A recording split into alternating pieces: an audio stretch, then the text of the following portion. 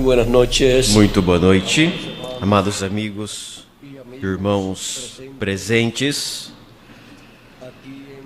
aqui em Antofagasta, República do Chile.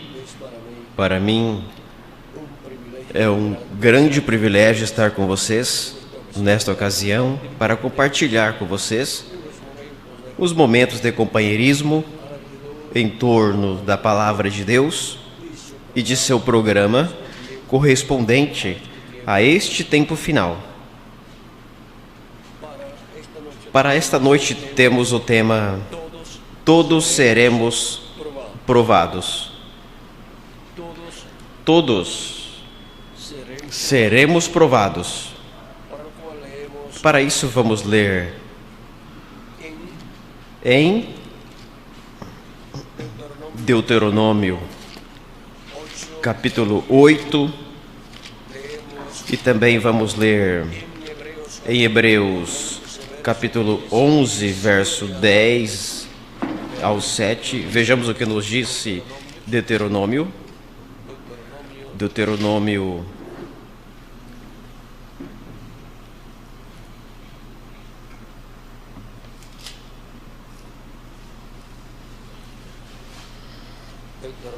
Deuteronômio, capítulo 8,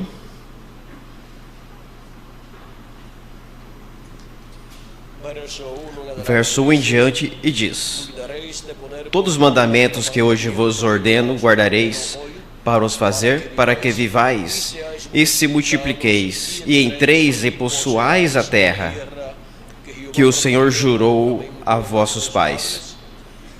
E te lembrarás de todo o caminho pelo qual o Senhor, teu Deus, te guiou no deserto estes 40 anos, para te humilhar e te tentar, para saber o que havia no teu coração, se guardarias os seus mandamentos ou não.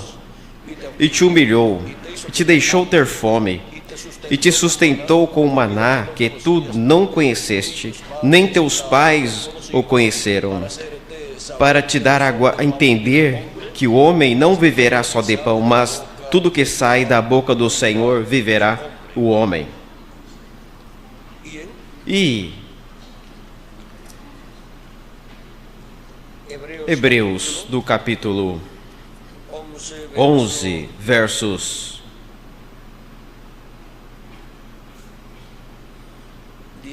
17 em diante, disse, 17 ou 18 disse: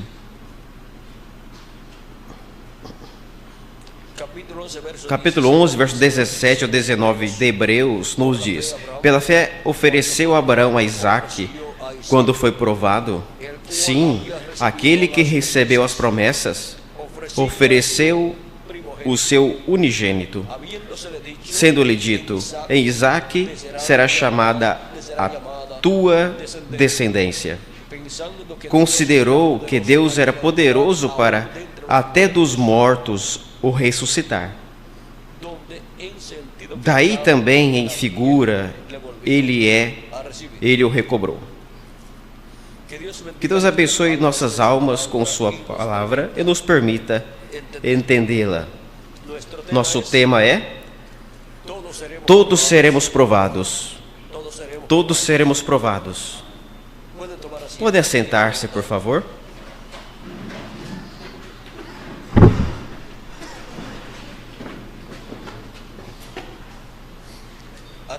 Através da história bíblica, podemos ver que também, quando Deus colocou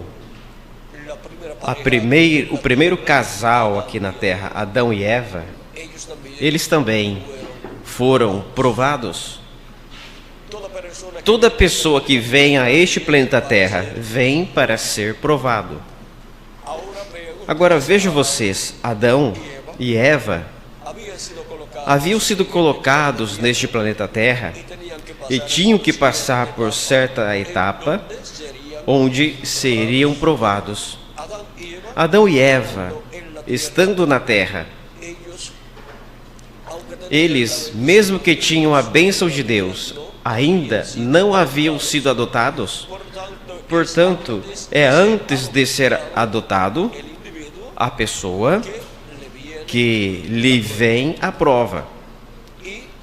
E eles foram provados no horto do Éden e caíram. Portanto, perderam o direito a continuar vivendo por toda a eternidade. Adão somente pôde chegar a viver uns 900 e alguns anos mais. Por quê? A prova pela qual passou, Adão e Eva caíram, assim que não puderam continuar vivendo, e somente pôde viver Adão. Vejamos até quantos anos Adão viveu.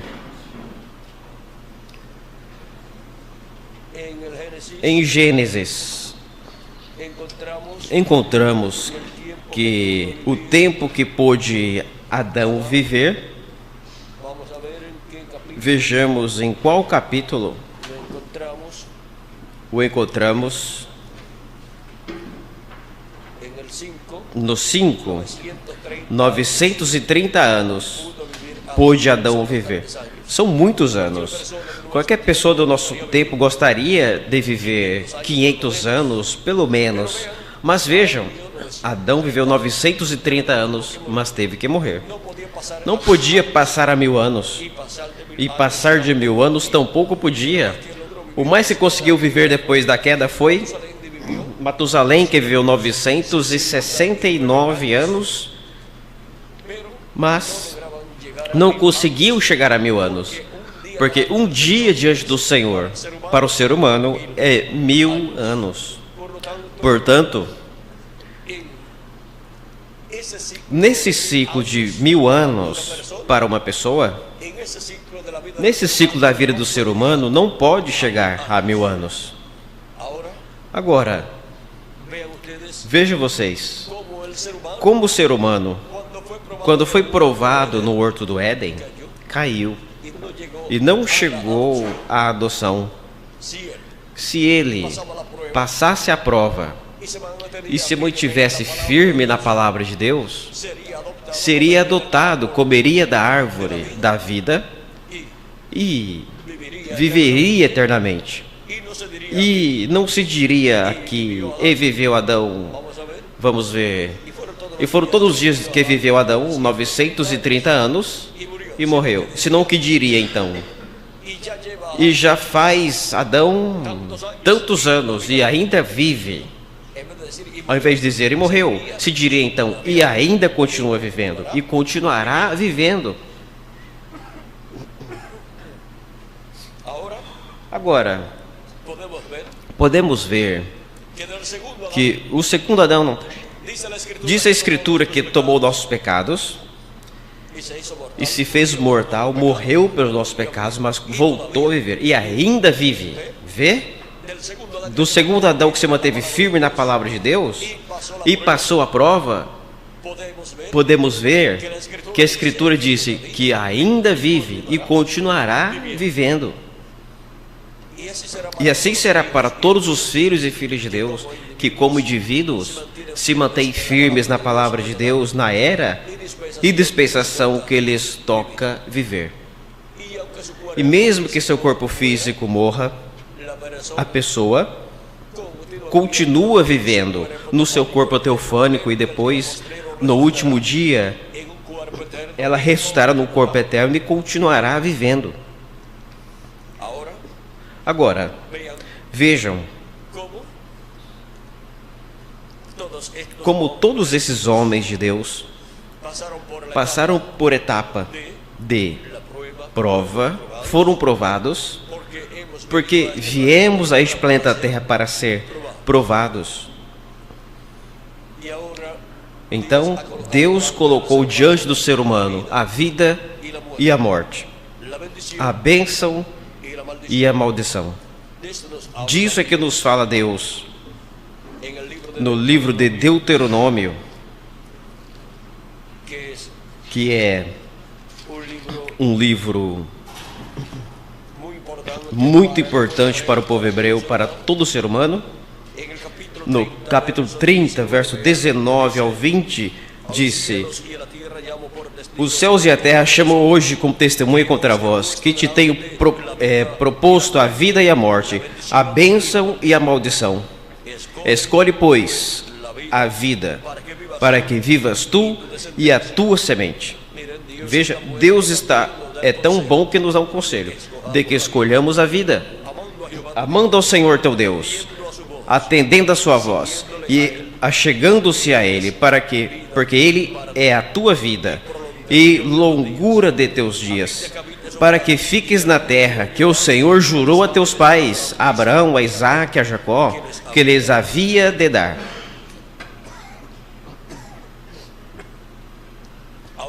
Então podemos ver como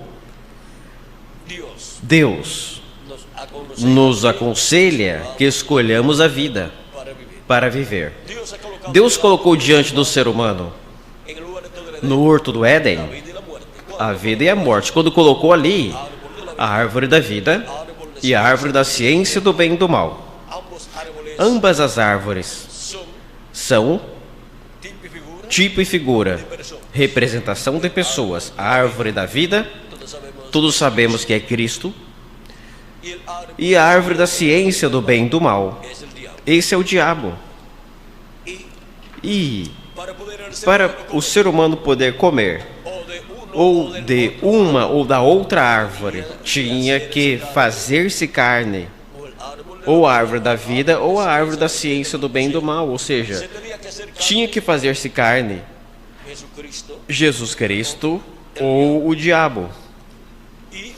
E o diabo se fez carne na serpente, que é o animal mais astuto de todos os animais, o qual era parecido ao homem, mais alto que o homem, e tinha também não somente o corpo, mas tinha espírito.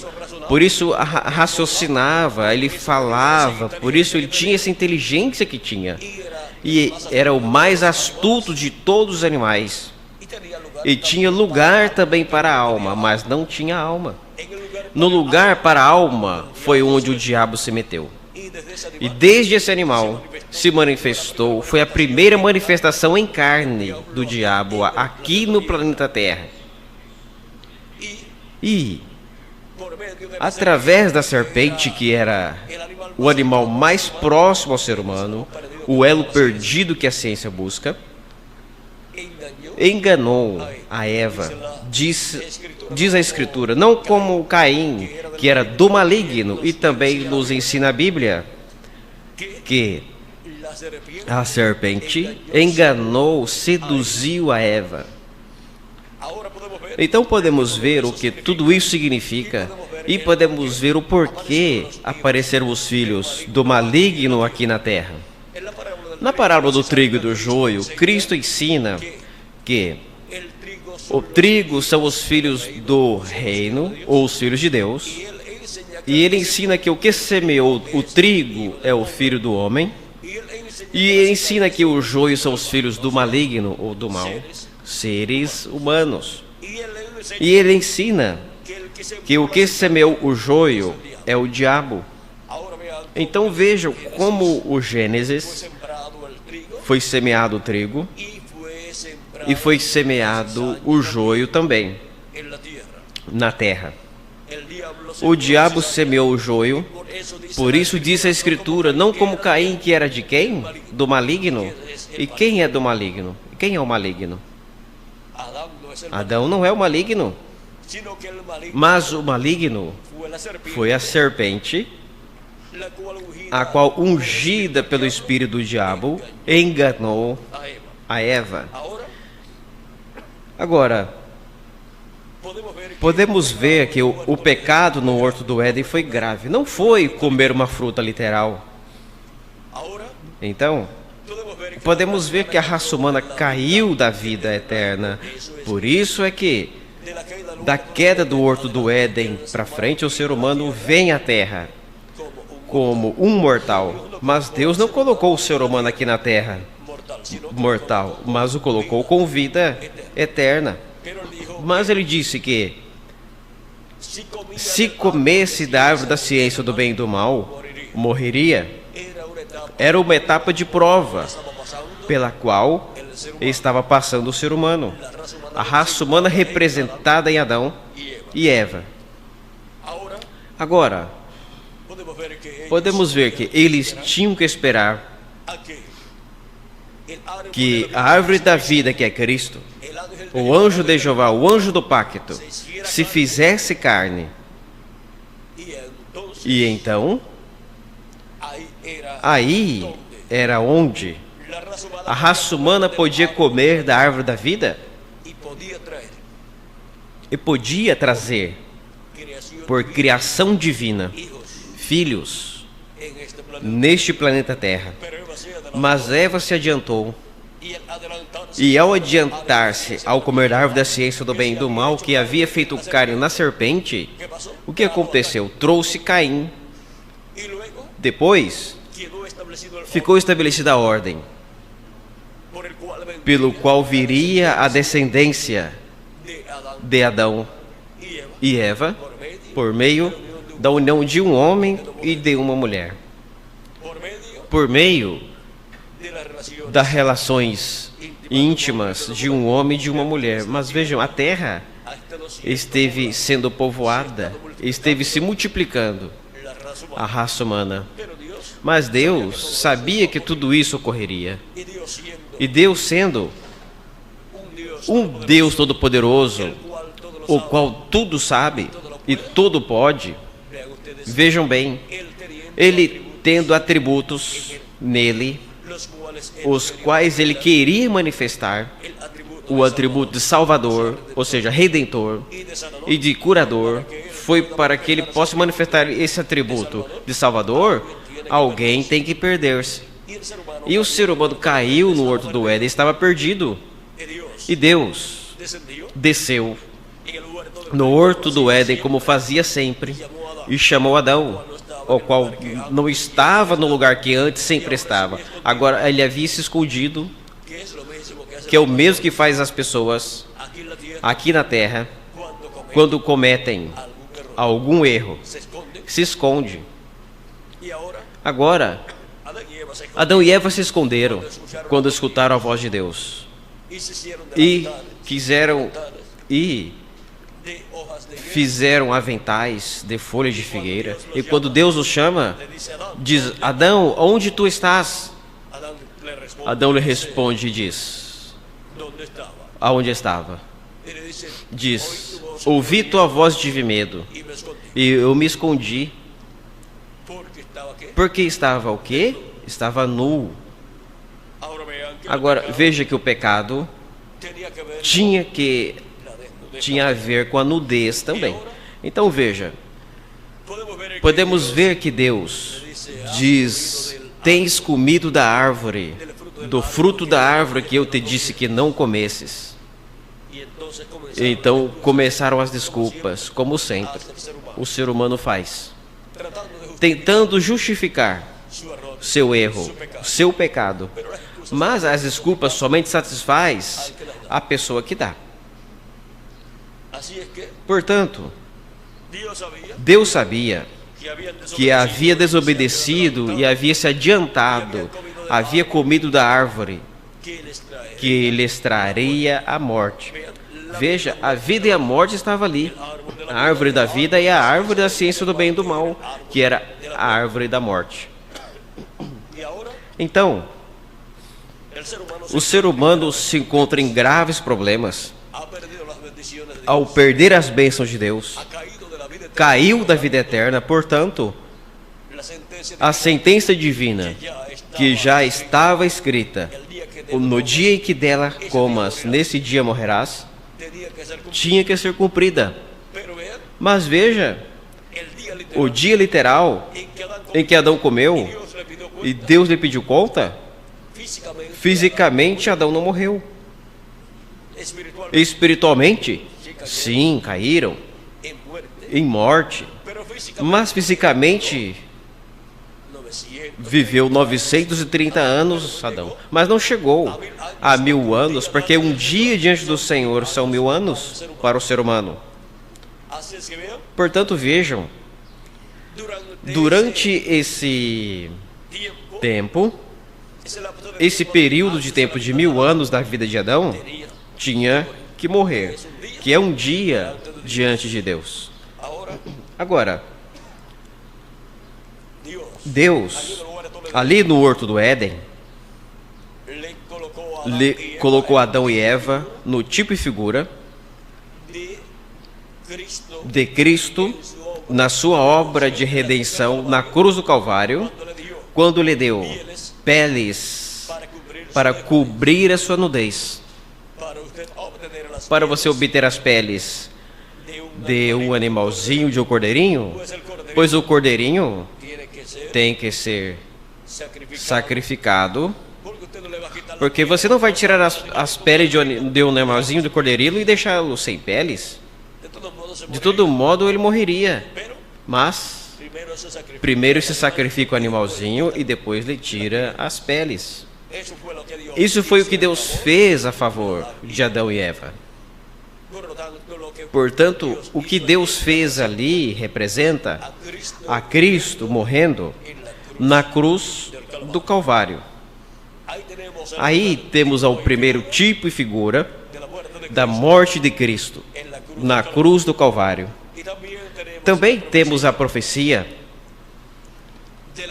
da vinda do Messias, ali mesmo em Gênesis capítulo 3, versos 15, quando Deus disse que a semente da mulher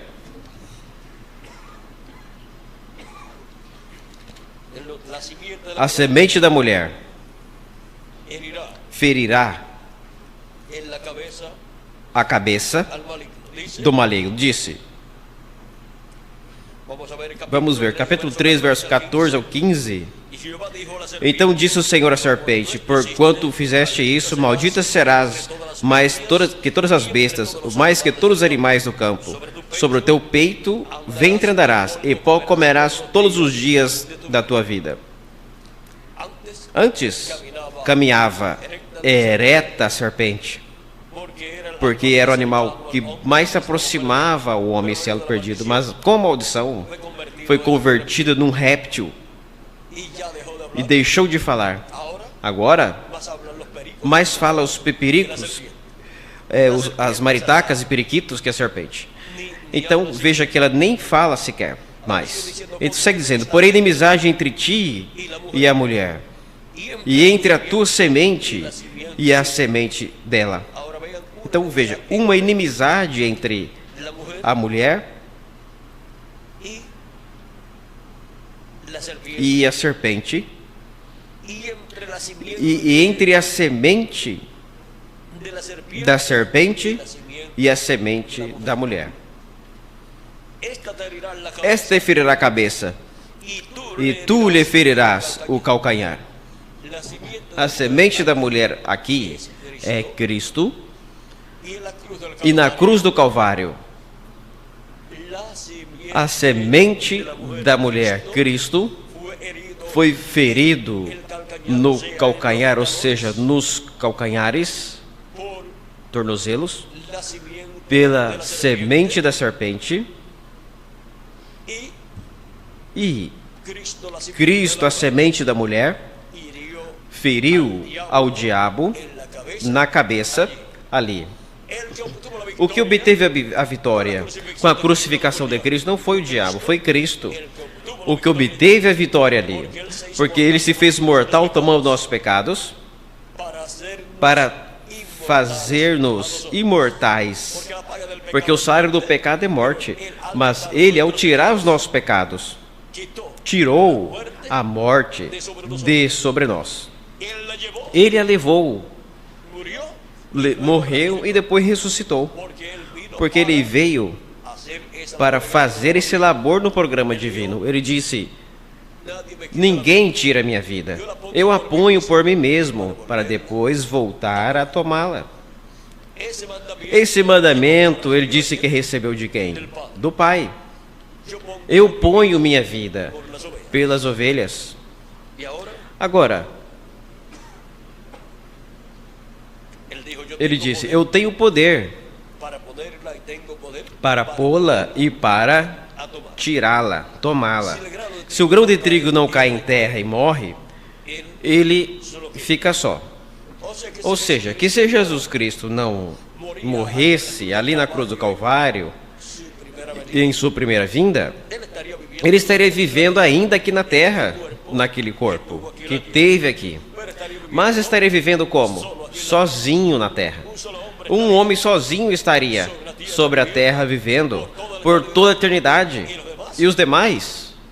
Mortos completamente.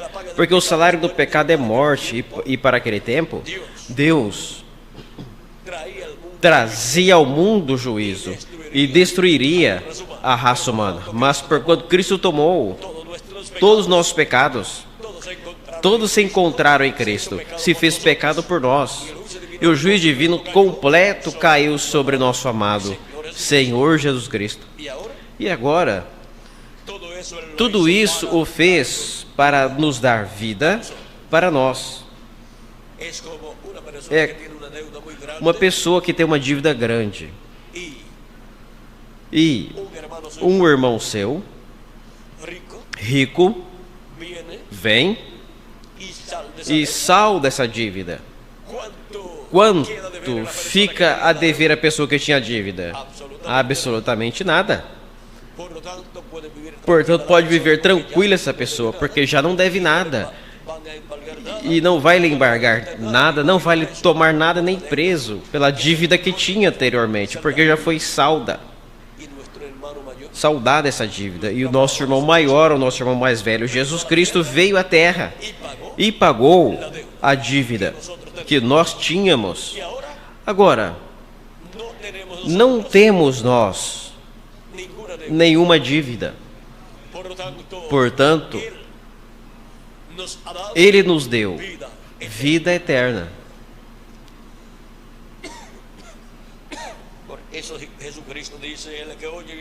Por isso Jesus Cristo disse: o que ouve minha palavra e crê no que me enviou, tem vida eterna.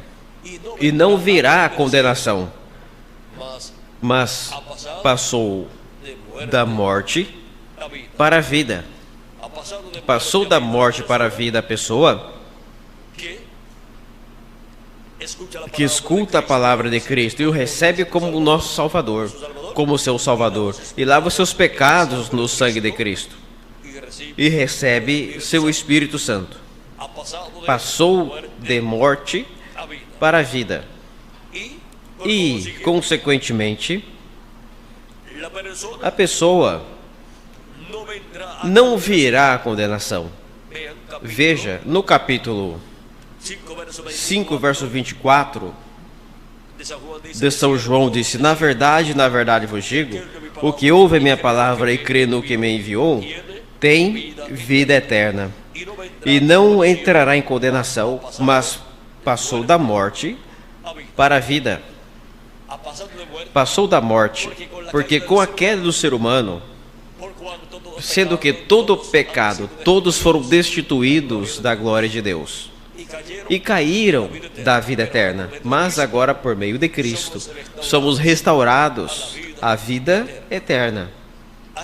Assim como a raça humana passou de vida eterna à morte com a queda, agora através do segundo Adão passamos de morte para a vida, ou seja, somos restaurados à vida eterna.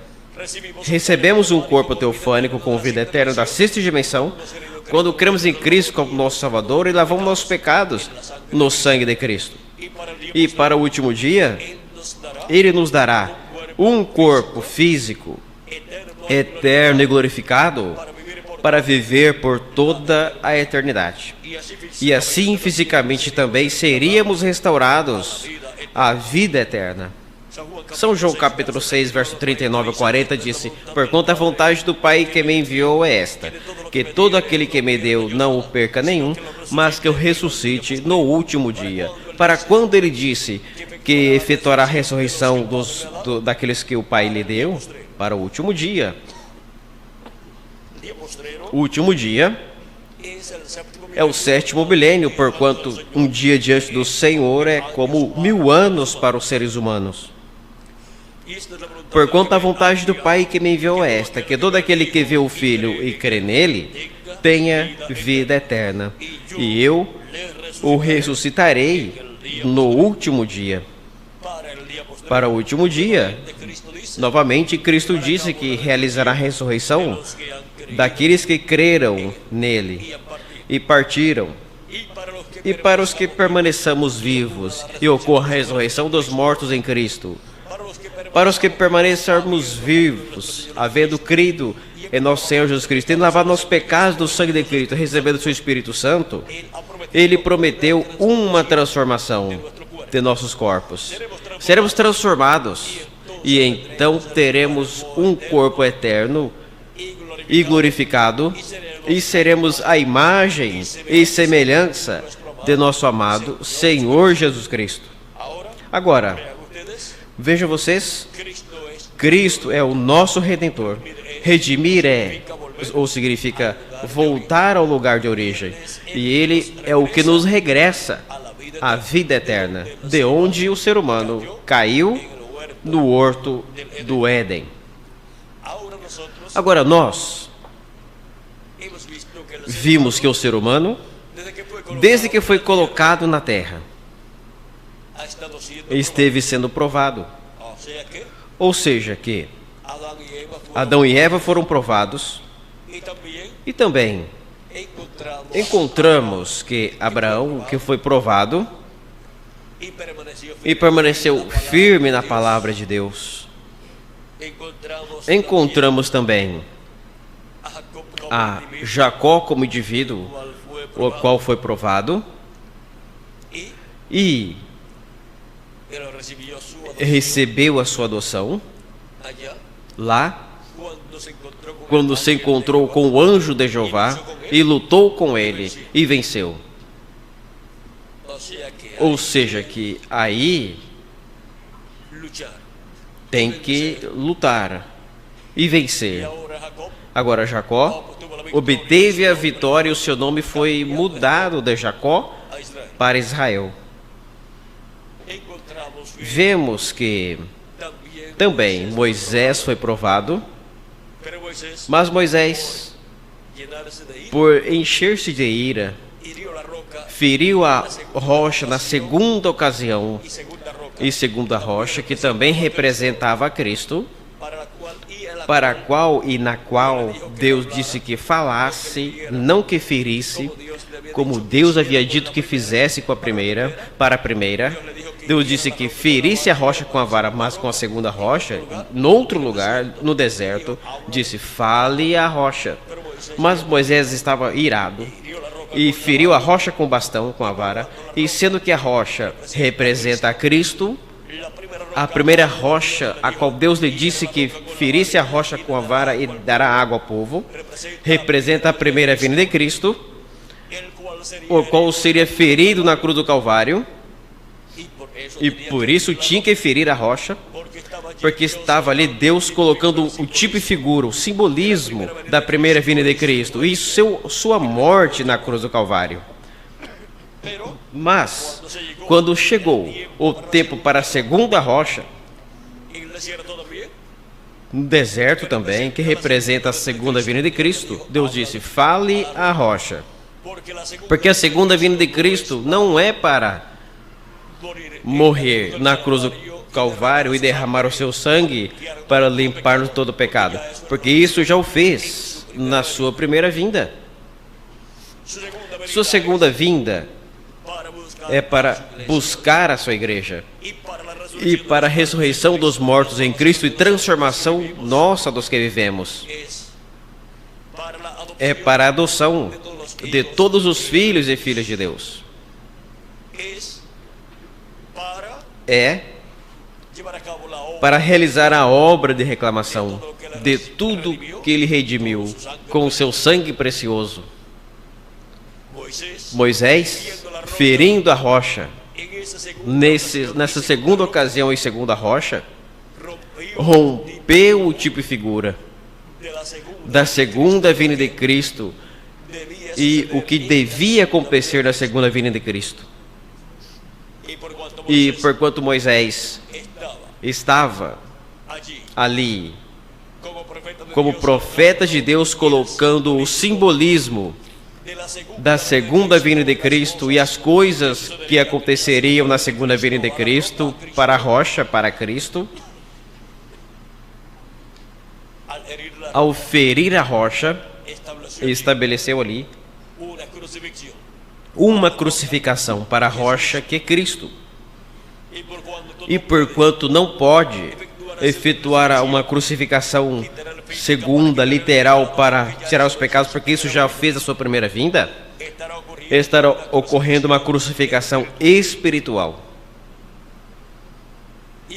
E uma crucificação espiritual para o último dia, onde falarão contra a segunda vinda de Cristo e seu cumprimento, e todos que o fizer serão tidos por pessoas que crucificaram a Cristo pela segunda vez.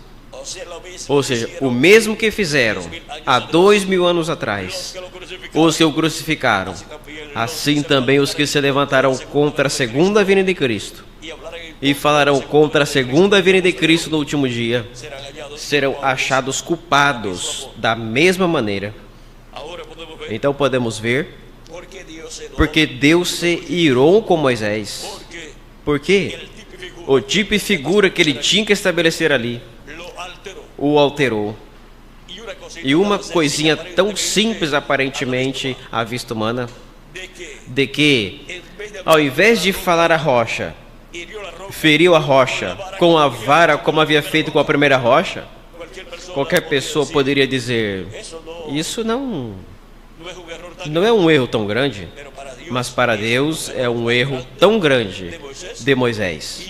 E é que quando a pessoa se enche de ira, cometem graves erros na sua vida. Agora vejam, cometeu um grave erro diante da presença de Deus. O profeta Moisés, o qual lhe custou não entrar à terra prometida no corpo físico. Então, Moisés entrou no seu corpo teofânico, mas no corpo físico não pôde passar ao outro lado do Jordão. Josué passou o povo ao outro lado do Jordão. Agora Moisés reconheceu que havia pecado diante de Deus. Disse, deixa-me ver a terra prometida. Deus disse, sobe ao monte e olha a terra que eu prometo ao povo. Olha ela com teus próprios olhos, porque tu não passarás lá, porquanto feriste a rocha. E lhe disse o porquê.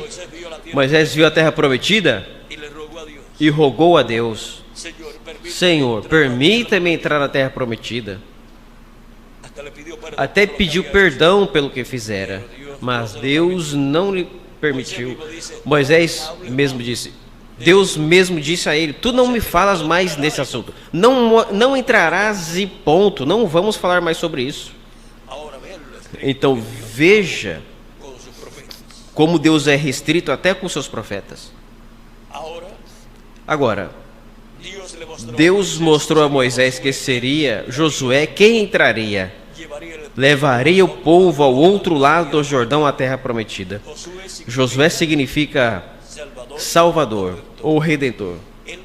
O nome Josué, em grego, é Jesus. Ou seja, nosso amado Senhor Jesus Cristo, seu nome em grego é Jesus, mas veja, em hebreu é Josué ou Yoshua, o mesmo nome do Josué que entrou o povo hebreu à terra prometida. Então podemos ver que nosso Josué é o nosso Senhor Jesus Cristo, o que nos levará à terra prometida. Na sua segunda vinda, Ele nos levará à terra prometida do novo corpo e nos levará à terra prometida do glorioso reino milenial.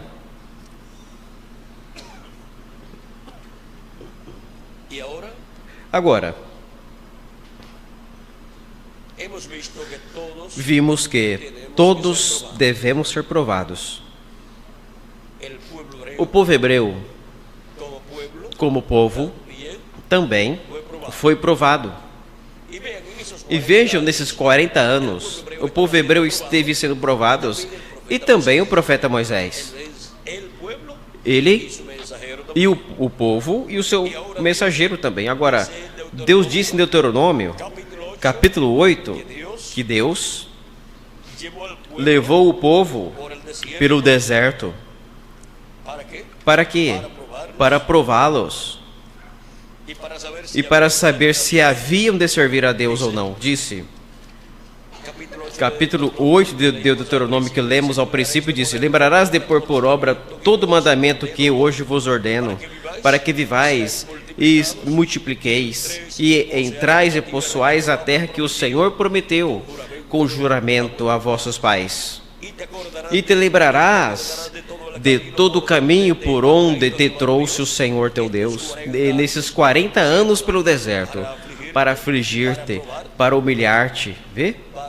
Para afligi-lo e para prová-lo, para saber o que havia no teu coração, se haveria de guardar ou não os seus mandamentos.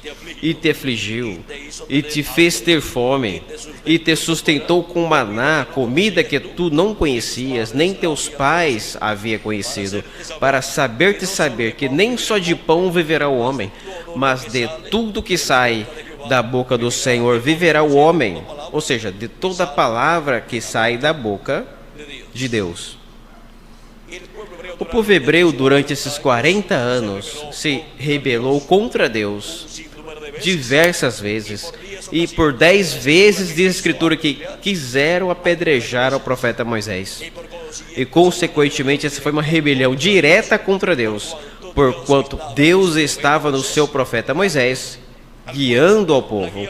A guiança de Deus esteve por meio do profeta Moisés, no meio do povo hebreu. Agora, enquanto Deus provava o povo, ainda provava o mensageiro, ao profeta Moisés. E nem o profeta Moisés pôde entrar na terra prometida, outro lado no Jordão, nem tampouco os que saíram do Egito de 20 anos para cima, tampouco puderam entrar na terra prometida, exceto Josué e Caleb, os quais tinham quase 20 anos quando saíram do Egito, e por quanto se mantiveram firmes na palavra de Deus, entraram à terra prometida. Ou seja, que esses receberam a adoção, passaram a prova. Agora, os que entraram à terra prometida eram de 20 anos para baixo, dos que saíram do Egito, e os que nasceram no deserto. Ou seja, foi um povo jovem o que entrou à terra prometida. E essa etapa de 40 anos pelo deserto foi de prova. Agora podemos ver que também Jesus Cristo, nosso Salvador, como todos os profetas foram provados, Jesus Cristo também foi provado e foi tentado no deserto quando jejuou por 40 dias, e o diabo veio a ele com muitas tentações, como algumas tentações, mas Jesus Cristo venceu.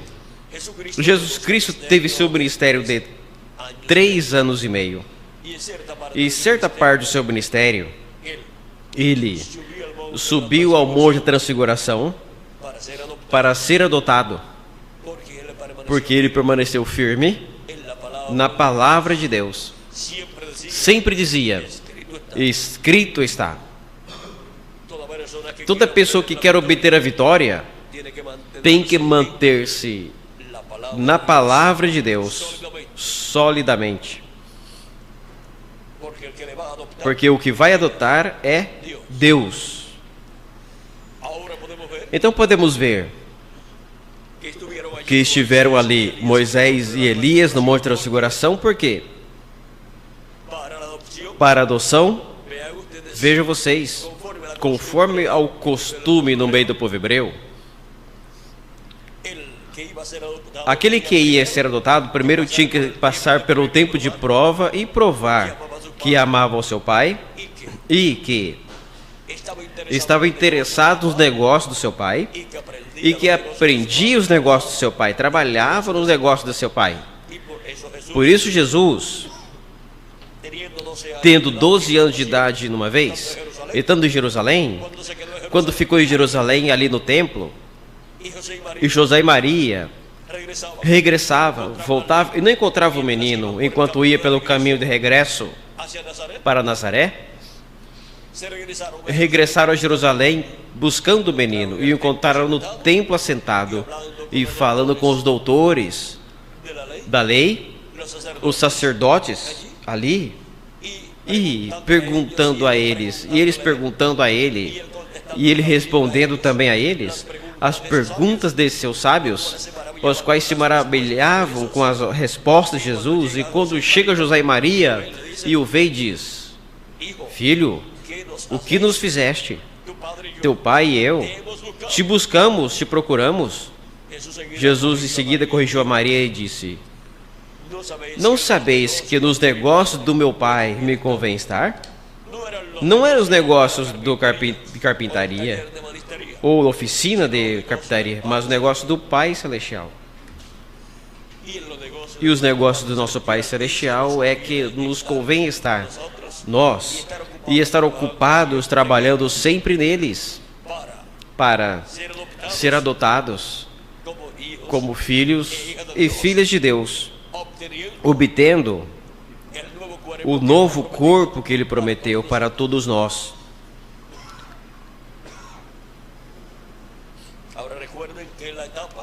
Agora recordem que a etapa de prova é enquanto estamos nesse corpo mortal. Quando já estivermos no corpo novo, que é eterno, glorificado, imortal, incorruptível, aí já não é tempo para ser provados. Aí já estaremos restaurados totalmente para a vida eterna, com vida eterna, e estaremos à imagem e semelhança de nosso amado Senhor Jesus Cristo, com um corpo igual ao corpo glorificado de Jesus Cristo.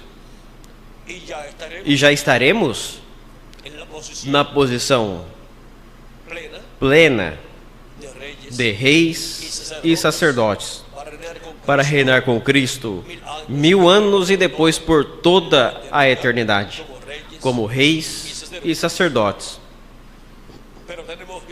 Mas devemos passar pelo tempo de prova, porque todos seremos provados. Agora, a igreja do Senhor Jesus Cristo, como o corpo místico de Cristo, também tinha que ser provada. E de era em era, a igreja de Jesus Cristo, cada era foi provada, e cada mensageiro também foi provado.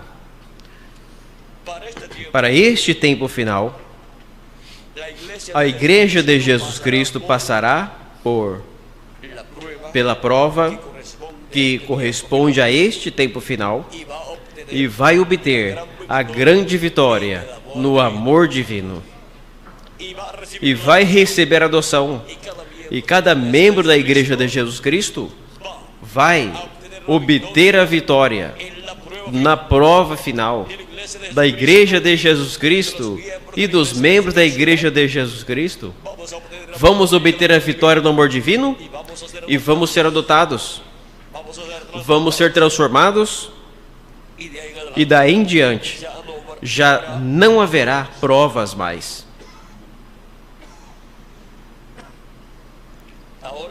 Agora, assim também será para o mensageiro da Igreja de Jesus Cristo em e da era da pedra angular. E todos vamos passar as provas. Vamos permanecer firmes na palavra divina, da palavra de Cristo, e vamos obter a vitória do amor divino, e vamos ser adotados e vamos ser transformados, e teremos o corpo eterno. Seremos a imagem e semelhança de nosso amado Senhor Jesus Cristo. Estamos vivendo na era que será adotada. A era onde os filhos e filhas de Deus serão adotados. Essa é a era da pedra angular, a qual estão sendo chamados e ajuntados todos os escolhidos de Deus, por meio da voz de Cristo, na mensagem da grande voz de trombeta, através de seu anjo mensageiro nesse último dia, no território latino-americano e caribenho. Agora podemos ver onde nos encontramos no programa divino. Nos encontramos na era da pedra angular, na etapa onde os filhos e filhas de Deus passarão a prova, permanecerão firmes na palavra de Deus, obterão a vitória no amor divino e obterão a transformação de seus corpos, e seremos a imagem e semelhança de nosso amado Senhor Jesus Cristo. Todavia não fomos transformados, mas seremos transformados nessa era da pedra angular, a era de ouro da Igreja de Jesus Cristo. E já por fé, tomamos essa palavra positiva e a fazemos nossa. Não há outra era depois da era da pedra angular. E as eras passadas, nenhuma teve adoção, porque a adoção é para a era da pedra angular, onde a Igreja de Jesus Cristo é adotada. E por isso é que compareceram Moisés e Elias no Monte de Transfiguração para a adoção de Jesus Cristo. Aparecem os ministérios das duas oliveiras de Moisés e Elias na era da pedra angular para a adoção da Igreja do Senhor Jesus Cristo.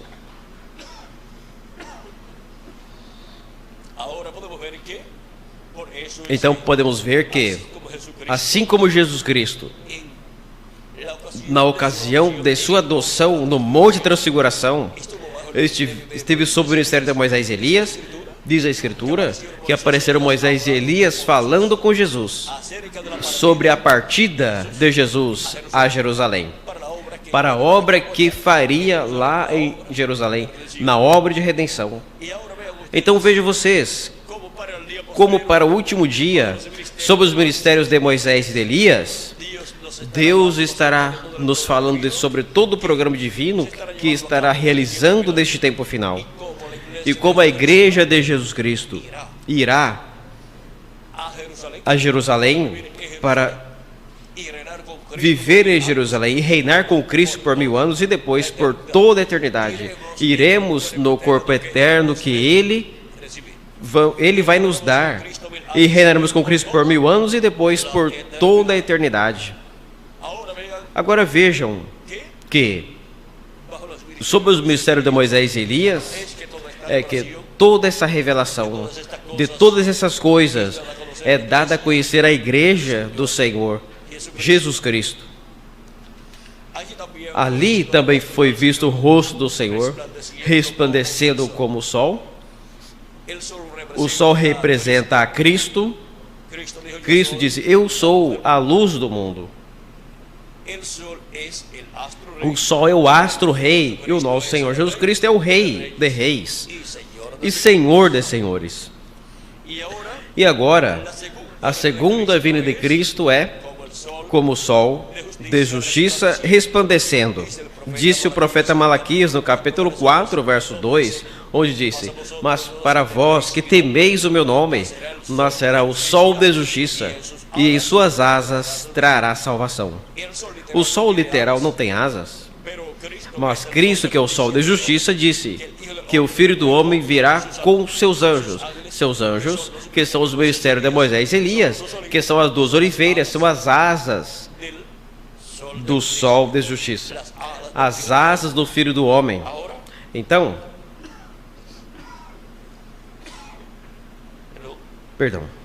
vejam, as 2 ramas de oliveira na profecia de Zacarias capítulo 4, essas 2 ramas, uma estava à direita e a outra à esquerda, como 2 poderosas asas de anjos. Então vejam, podemos ver todos esses mistérios proféticos correspondentes a este tempo final, para ser cumpridos por Jesus Cristo na era da pedra angular, e como começou a ser cumprido neste tempo final. Por quê? Porque a igreja do Senhor Jesus Cristo chegou ao final de sua jornada terrenal e tem que ser transformada e levada à casa de nosso Pai Celestial para a grande ceia das bodas do Cordeiro, onde Cristo distribuirá os seus galardões a todos os filhos e filhas de Deus, a todos os membros de seu corpo místico de crentes que trabalharam na sua obra do tempo que lhes tocou viver. São Paulo disse, porque vosso trabalho no Senhor não é em vão, ou seja, que receberá a justa recompensa da parte de Jesus Cristo. Ele também disse que compara isso com o agricultor que semeia. Disse, porque o que semear escassamente colherá. O que semeia 3 grãos de trigo, pois vai ter 3 plantinhas de trigo. E se produz cada plantinha de trigo 100 grãos de trigo em cada planta, pois tem 300 grãos de trigo.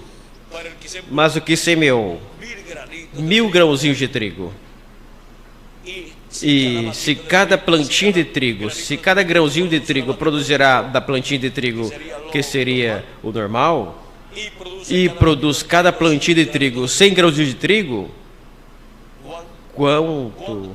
quantos grãos de trigo colherá o que semeou 1000 grãos de trigo? Pois vai colher. Quanto vai colher? Quem pode fazer a conta por aí? Será 100 mil ou 1 milhão? 10 mil por aí? São 10 mil ou 100 mil? Ou é 1 milhão? 10 milhões por aí? Ou seja, vai colher muito. Mas se outro semeou, 100 mil grãos de trigo, pois aí esse vai colher muito mais. Então todos queremos colher muito, mas não passar do trabalho. Essa é a política do vago. E o vago, do qual Cristo falou na Bíblia, quando chegou a hora da recompensa, não recebeu recompensa nenhuma, senão que o que lhe havia sido dado lhe foi tirado e lhe foi dado ao que tinha mais.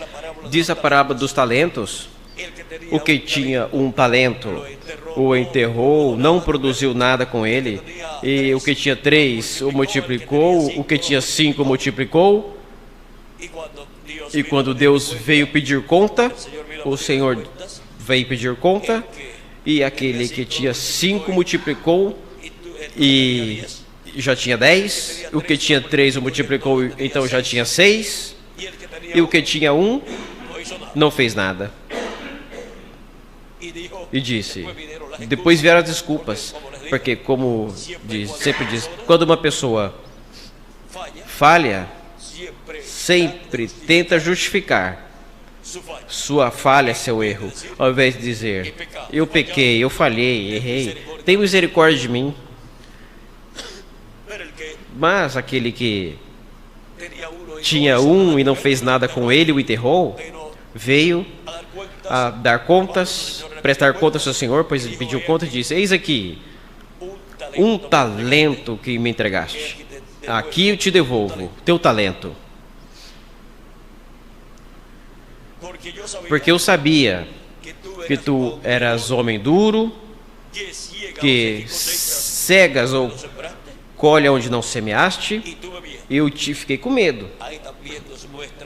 Aqui nos mostra Cristo que os covardes, os medrosos são negligentes. Se Deus nos dá os talentos, é para trabalhar. E Ele nos ajudará. E todo o trabalho que fizermos, a bênção de Deus estará sobre o trabalho que efetuarmos para multiplicá-lo. Mas aquele que tinha um talento sempre procurou alguma desculpa para justificar a sua negligência.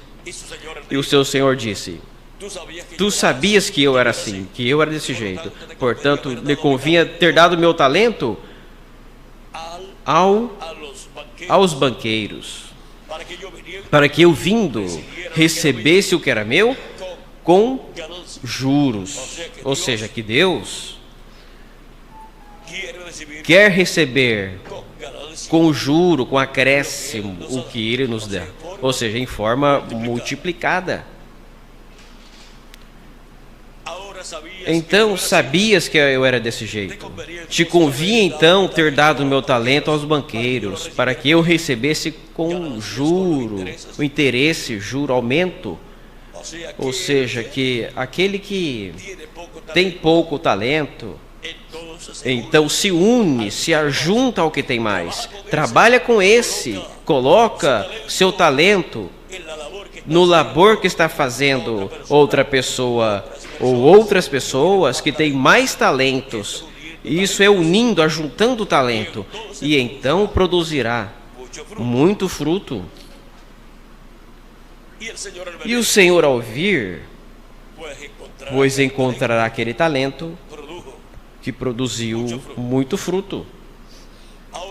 Então, Cristo aqui fez com esse que não fez nada com o talento, ele disse: servo mau e negligente. Uma pessoa que não trabalha na obra de Cristo, nosso Salvador, o qual veio à terra e morreu por nós, e a pessoa fica sem fazer nada por Cristo, quando Ele fez tanto por nós, ou fez tudo. Cristo lhe diz: servo mau e negligente. Mau e negligente. Não amava o Senhor e não queria trabalhar pelo Senhor. Lhe diz, disse o Senhor: tira o talento dele e dai ao que tem 10 talentos. Lhe diz: mas ele já tem 10 talentos? Cristo disse: ao que tem, lhe será dado mais. Por quê? Esse que tem é um trabalhador, e ele trabalhou e multiplicou, e é um bom administrador. Se você vai colocar o seu dinheiro num negócio com outra pessoa, e há 2 pessoas aí, um que todo negócio que fez fracassou, e outro que todo negócio que fez foi um êxito e já ganhou e multiplicou o que investiu, com quem você vai colocar o seu dinheiro? Pois com o que tinha êxito. Não vai ficar com o que não teve êxito, porque vai perder o seu também. Então, dai ao que tem mais talentos. E vejam vocês, Cristo quer que o que Ele nos deu, o usemos de tal maneira que se multiplique, que seja de grande bênção. E sabe vocês uma coisa? O que vai se beneficiar é a própria pessoa. Por quê? O que semear Escassamente, escassamente colherá, mas o que semeia abundantemente, abundantemente colherá. E vosso trabalho no Senhor não é em vão? Ou seja, que obteremos as recompensas conforme a como Deus as prometeu. Veja, Deus não quer vadios na sua obra, não quer servos maus e negligentes na sua obra. Então, os servos trabalhadores terão grande recompensa. Não é que a pessoa diz, eu vou trabalhar por recompensa, mas Cristo disse que Ele dará recompensa. Por quê? Ele.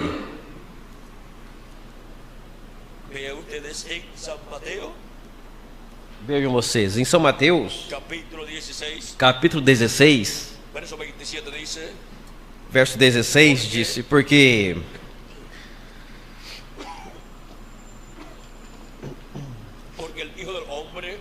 o Filho do Homem virá na glória de seu Pai com os seus anjos, e então pagará a cada um conforme as suas obras. Ou seja, não é coisa de que a pessoa diga, eu quero que Ele me recompense. Ele já disse isso. E toda pessoa que trabalha na obra de Cristo, por amor divino, com amor divino, receberá sua recompensa. Em Apocalipse capítulo 22, versos 12, também disse, eis que eu venho cedo, e o meu galardão vem comigo, para recompensar a cada um, segundo for a sua obra.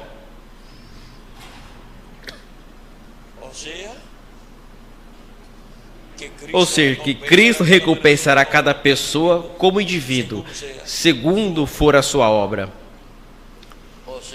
Ou seja, que há pessoas no corpo místico de Cristo que devem estar trabalhando de uma forma ou em outra forma.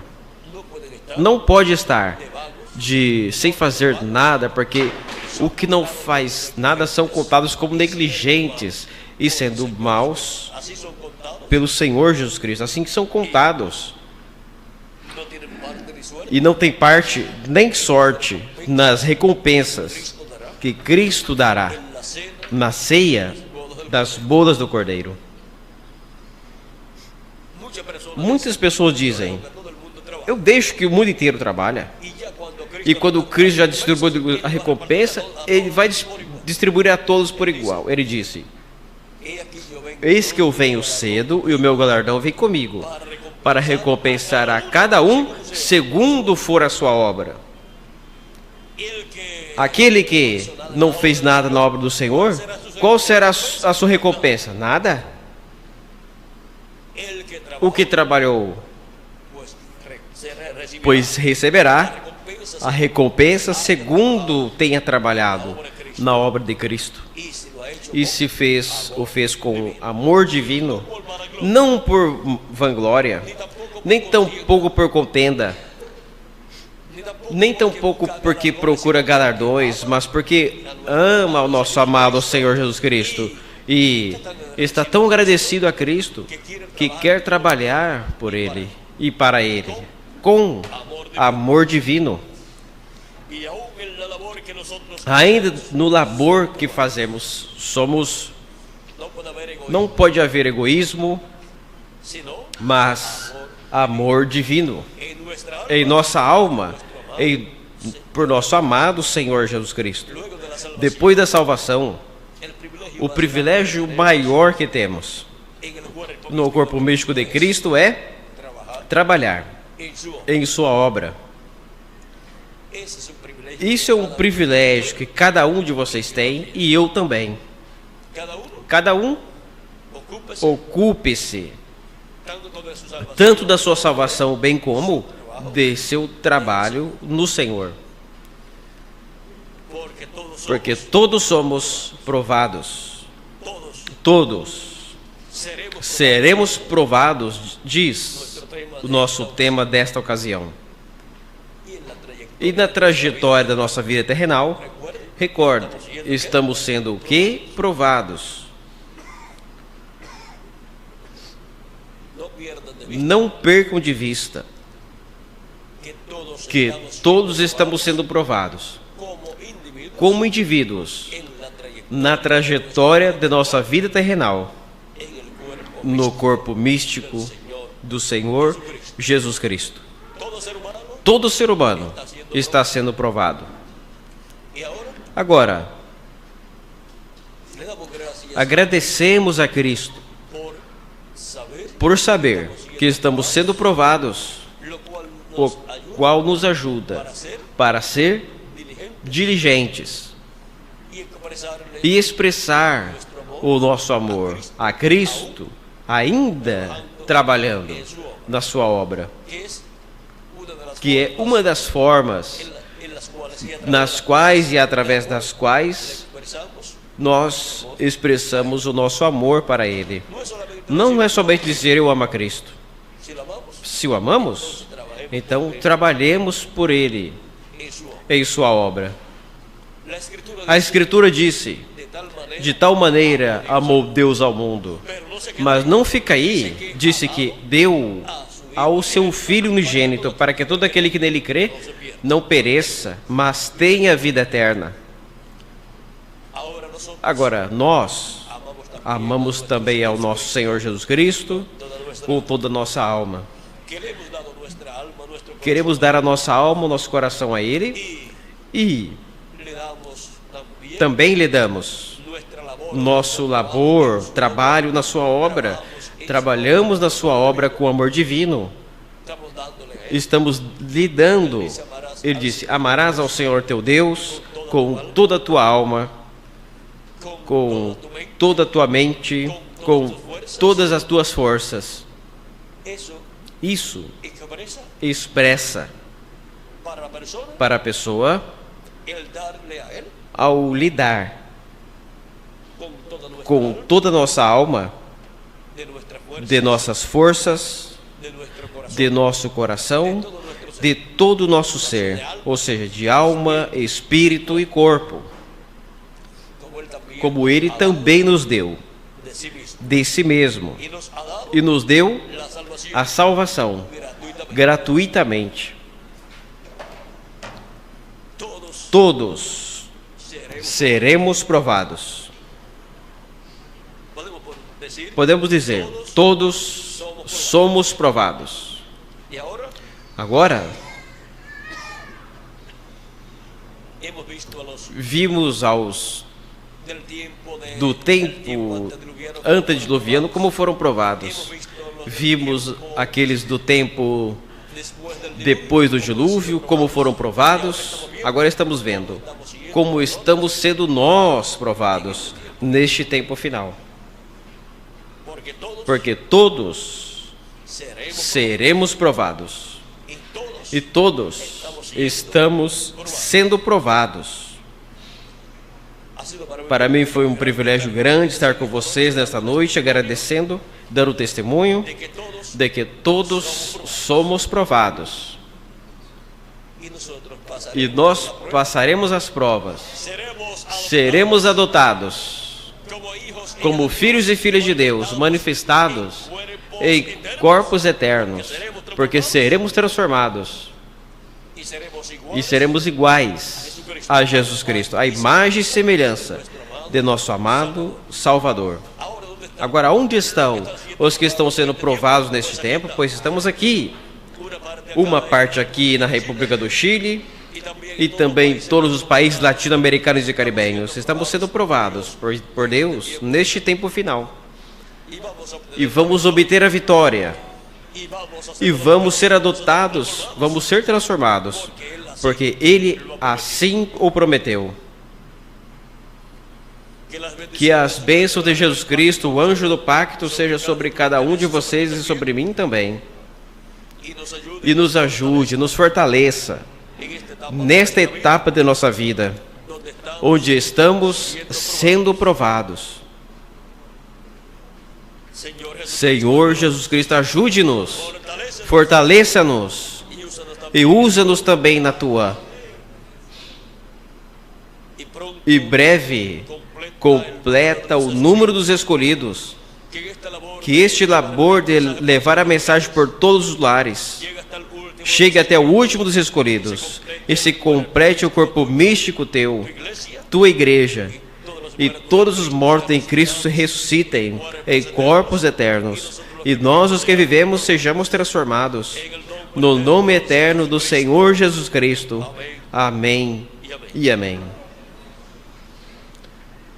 Muito obrigado pela vossa amável atenção, amados amigos e irmãos presentes aqui em Antofagasta, Chile.